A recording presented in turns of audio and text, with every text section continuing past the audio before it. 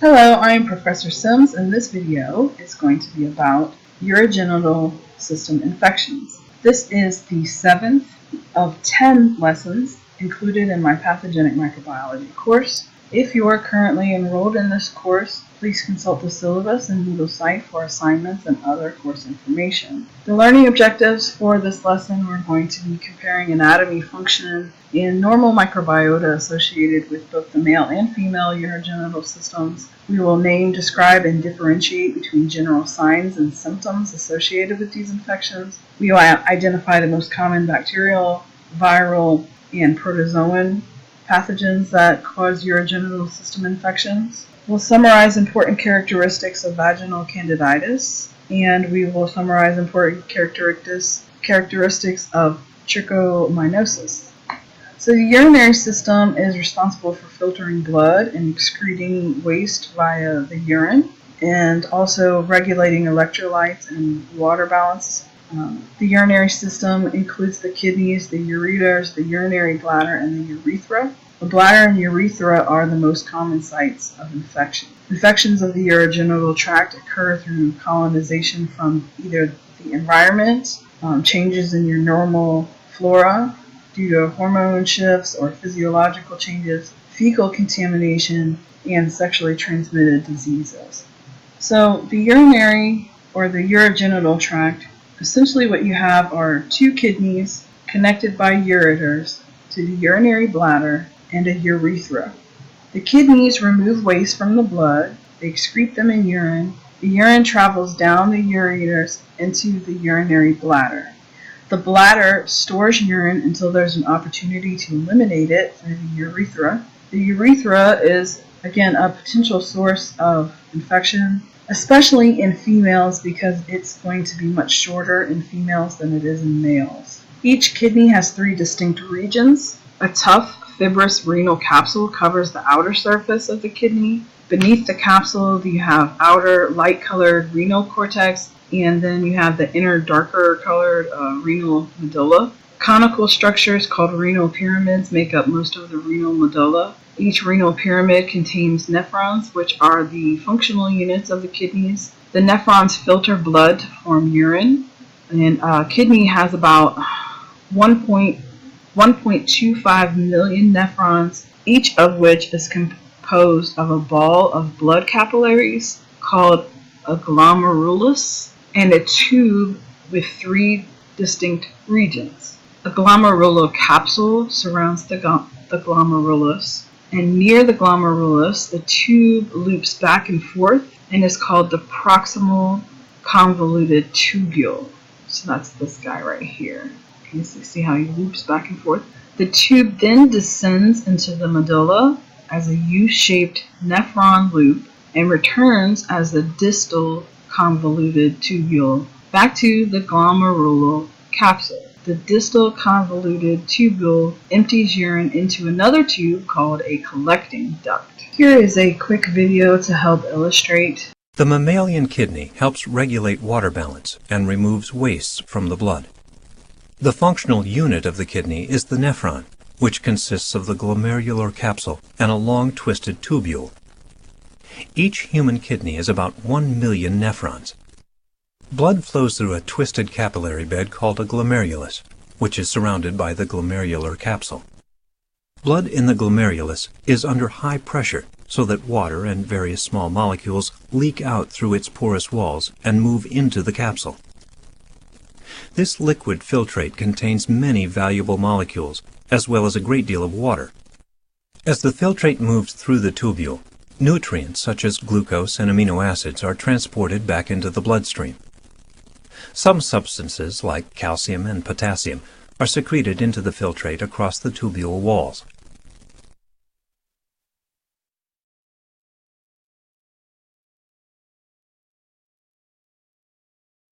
Most of the water returns to the bloodstream as the filtrate moves through the collecting duct. Urine travels from each kidney to the bladder through the ureter. One of the primary functions of the kidney is better understood at the level of the nephron.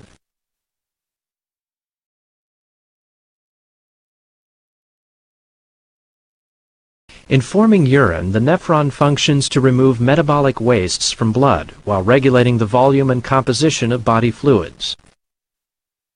Urine formation begins in the renal corpuscle, where blood passing through the glomerulus is filtered. Filtrates include water, ions, and other solutes, which are filtered out of the blood and into the capsular space to begin urine formation.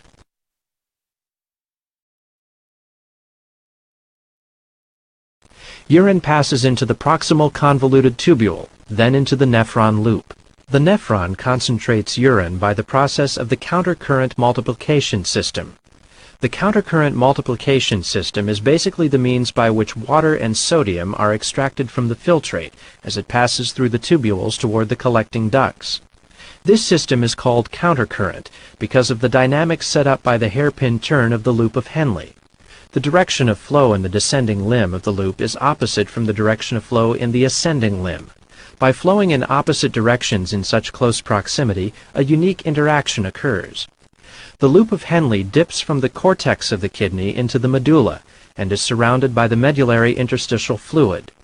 The countercurrent multiplication system is responsible for not only elevating the concentration of urine in the loop, but more importantly, it elevates the concentration of the interstitial fluid as well. To explain the countercurrent multiplication system, we must first imagine the loop filled with a stationary column of glomerular fluid, which includes water, salt, and urea. At first, the concentration of the glomerular fluid and the surrounding interstitial fluid will be equal at an osmolarity of 300 milliosmoles.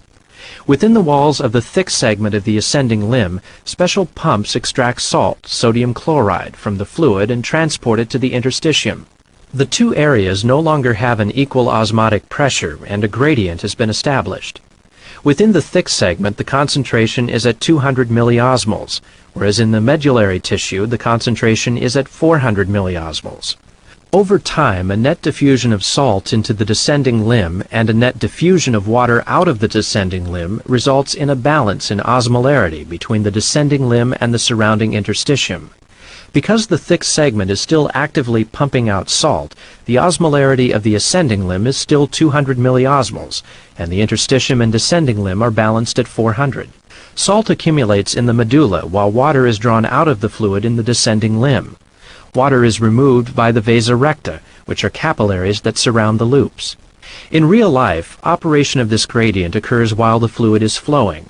Fluid flowing in from the proximal tubule and out to the distal tubule along with the constant pumping of salt into the medulla contributes to the multiplication of this gradient. As fluid follows the path of the loop, an increasing amount of water is extracted as it reaches the bottom, and an increasing amount of salt is pumped out as the fluid reaches the top. The more salt pumped out, the higher the concentration in the medulla. The higher the concentration in the medulla, the more water is extracted. Eventually, the levels of osmotic pressure are equal horizontally, with the highest value being at the tip of the loop. This level is at 1,400 milliosmoles per liter, which is also the value of the maximal osmolarity of excreted urine. As you can see, fluid becomes more concentrated as it rounds the loop, but it immediately becomes rediluted as it reaches the top. Final concentration of the fluid occurs in the collecting ducts as it must travel back through the concentrated interstitium of the medulla on its way to the calyces. Urine is concentrated even further in the collecting ducts. The collecting duct must transport urine back through the concentration gradient formed by the nephron loop. The walls of the collecting duct are permeable to water, but not to salt. Therefore, an increasing amount of water is drawn out by osmosis as the fluid travels through the gradient. The gradient provides the force for the concentration of urine, but the rate is determined by the amount of antidiuretic hormone, ADH, in the blood. An increase in ADH in the blood causes the collecting ducts to become more permeable to water. Less urine is secreted and it is more concentrated. A decrease in ADH results in a decrease in water removed, thus a larger volume of more dilute urine is excreted. Common sites of infection in the male reproductive system include the urethra and the testes, the prostate, epididymis. Normal microbiota of the male urogenital system is usually found in the distal urethra, includes species commonly associated with skin microbiota, so these are your Acinetobacter, Bacteroides, Enterobacteriaceae, Streptococcus, and Staphylococcus aureus. Common sites of infection in the female reproductive system are the vulva, vagina, cervix, and fallopian tubes, as well as the urethra. Normal microbiota of the female reproductive system is found in the distal 1/3 of the urethra and in the vagina. Normal microbiota of the vagina becomes established after birth, and it's complex. It's a dynamic population of bacteria that changes in response to environmental changes, as well as physiological and hormonal changes. For most women, the lactic acid producing bacteria in the vagina are going to be your lactobacillus. Lactobacillus help to maintain the pH of the vagina, which helps to fight off infection by pathogenic bacteria. Women that don't have enough lactobacilli in their vagina have lactic acid production, and that is usually coming from other species of bacteria such as Leptotrichia, Megasphaera, and Topobium species. The female reproductive system consists of 2 ovaries, 2 fallopian tubes, a uterus, a mucous membrane-lined vagina, and the external genitalia, which include the clitoris, labia, and vaginal opening.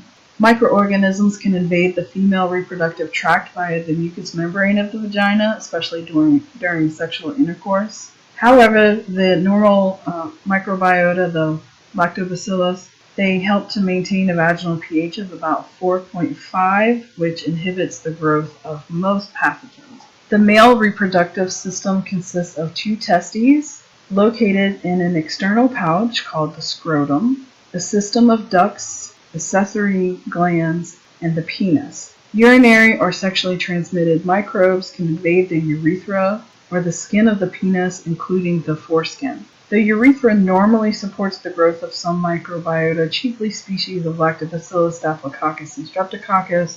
Occasionally, other bacteria, such as species of Mycobacterium, Bacteroides, Fusobacteria, and others, can colonize the distal end of the urethra. The urinary organs and the urine in them are exenic, which means that they are lacking in microbial contaminants, due to the normally acidic pH of the urine and the flushing action of urination. Microbiota of a urethra can contaminate urine during urination. For this reason, normally voided urine contains some bacteria, whereas urine that's collected directly from a urinary bladder via catheter is typically sterile.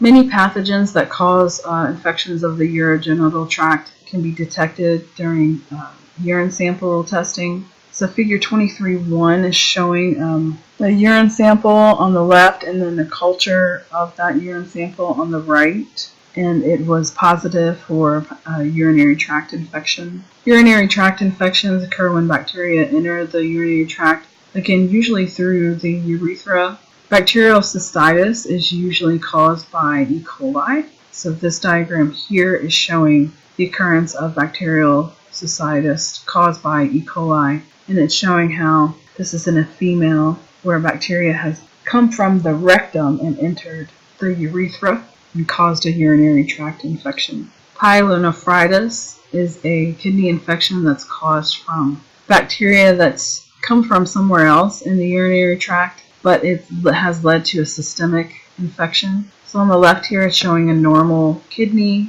and you can see the ureter here. And then over here you have scarring of the kidney and inflammation and pus that's formed, and then in an infected kidney. Leptospirosis is a bacterial infection of the kidney that is transmitted by exposure to animal urine, especially in contaminated water. It's very common in tropical regions.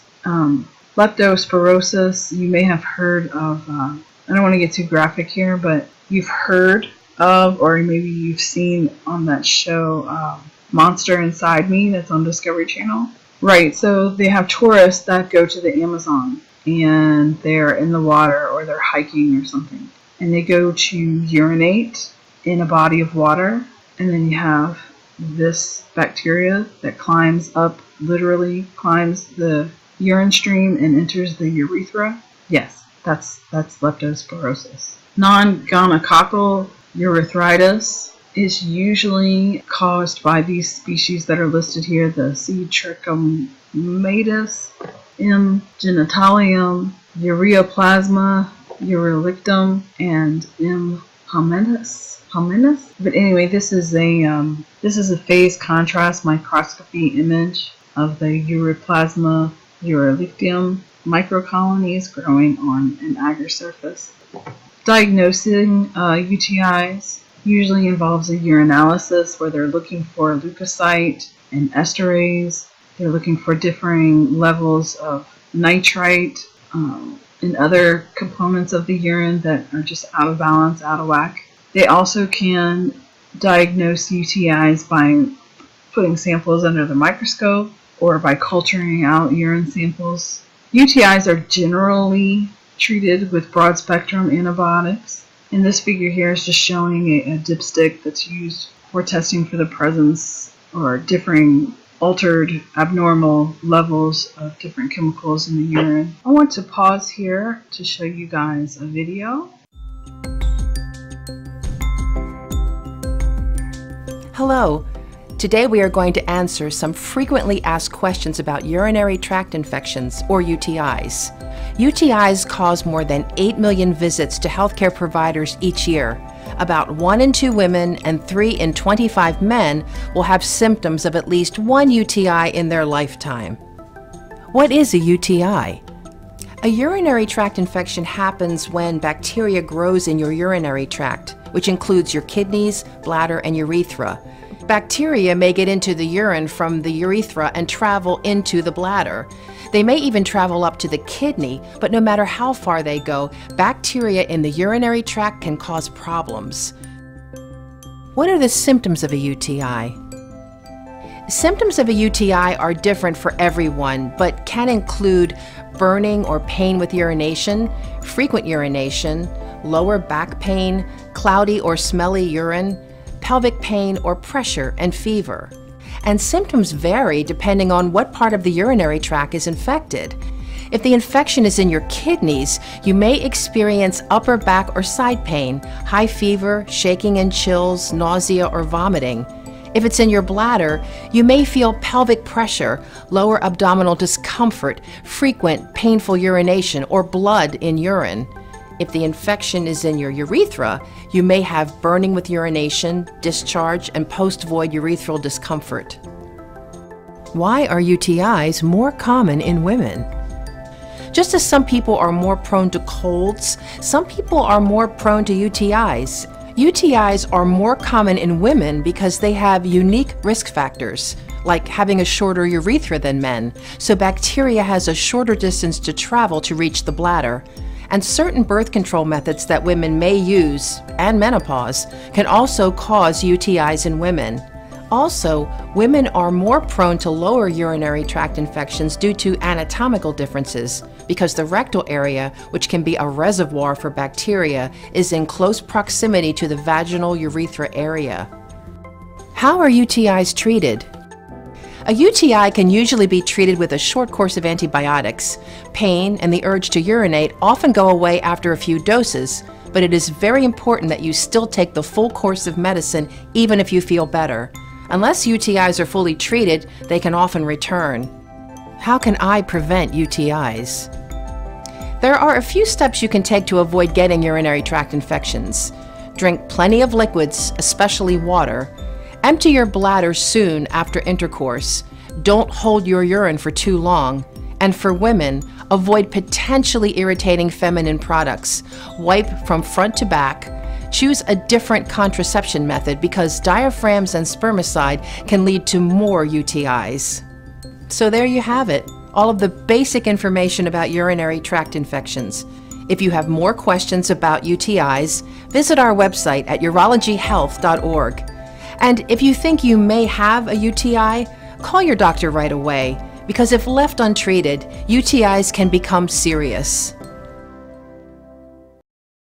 Bacterial vaginosis is caused by an imbalance of usually the lactobacilli in the vagina. And what happens is the increased pH allows for bacteria that normally wouldn't be able to live in the vagina to live and reproduce. One of those bacteria is called Gardnerella vaginalis, and it is the most common cause of bacterial vaginosis, which is also known as a yeast infection. Gonorrhea is associated with symptoms of urethritis. Gonorrhea can lead to several different complications, including pelvic inflammatory disease. It can be systemic if it enters the bloodstream. Figure 2310 here is showing a clinical photograph of gonococcal discharge and lesions on the skin. It's also showing discharge from the cervix that has accumulated in the vagina with a patient that has gonorrhea. And also there's a micrograph of this discharge where you can see